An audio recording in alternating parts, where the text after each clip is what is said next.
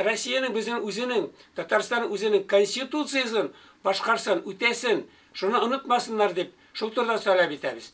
Ләкин Россияда, Татарстанда өзінің конституцияны үтеудән баш тартып, үтәмичә, менә без шуны үтәүне таләп иткән кешеләрне шушы штрафка тартып, административ җавапка тартуны дәвам итәләр. Туктаусыз рәвештә. Инде адәм көлкесе бит. Менә шушы 12 октябрь 19 елда чыгышта безнең хәзрәт Альберт Шакиров чыгыш ясады.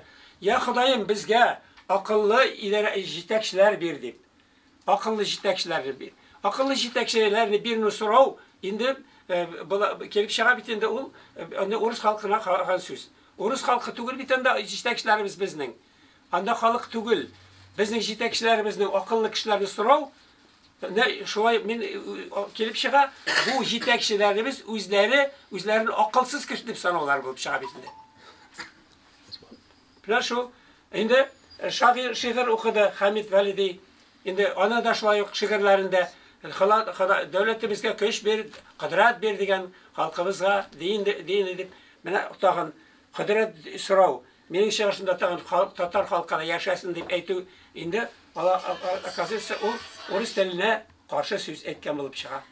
Татар халқы яшасын, ол да яшырға құқықы бар бит, шындай халге келіп жетті қазір деген сөзіне, алар инде милләт ара низақ тудырға, азғыш тудырға негіз деп санап, мені де бүтінімізді штрафқа тартып, анан соң мені хазіратны енді 40 күн мәжбүр еш берділер.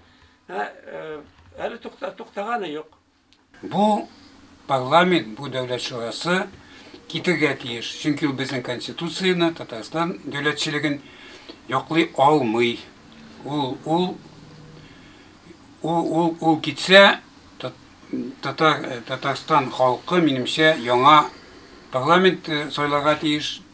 Иркле сайлауларда безнең дәүләтчелекне яклаучы һәм безнең конституцияны яклауга сәләтле бездә сәясәтчеләр бар. Безнең халык ул сәләтле дә һәм укымышлы да.